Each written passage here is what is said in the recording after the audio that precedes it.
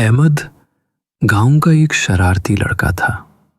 खेल कूद उसकी जिंदगी थी और पढ़ाई उसके लिए ऐसी सजा जैसे मुर्गी को नहाने भेज देना। स्कूल का बस्ता वो ऐसे घसीटता जैसे कोई पहलवान पत्थर उठा रहा हो, और अक्सर कहता, ये किताबें नहीं, डंबल हैं जो मांसपेशियां बनाती हैं। दोस्त उसे समझाते कि पढ़ाई के बगैर कुछ नहीं, मगर वो हंसी में टाल देता। फिर एक दिन गांव में नया मुअल्लिम आया। उसके हाथ में इतनी खूबसूरत और रंगीन किताबें थीं कि अहमद की आंखें खुल गईं। उसने फौरन पूछा, उस्ताद जी, ये किताबें हैं या मिठाइयों के डब्बे? अंदर से जलेबियां निकलेंगी या लड्डू?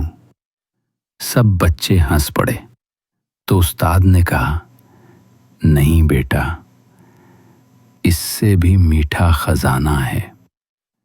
इनमें इल्म छुपा है, कहानियां हैं और दुनिया के राज हैं।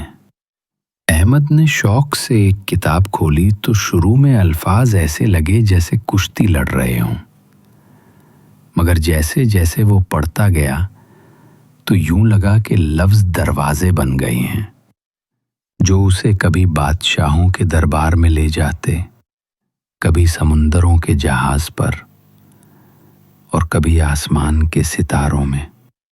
वक्त गुजरा तो वही अहमद जिसे पढ़ाई बोझ लगती थी, गांव का सबसे ज़हीन लड़का बन गया। अब हर कोई उससे मशवरा लेता और अहमद मुस्कुरा कर कहता, मेरी कामयाबी का राज किताबों का जादू है।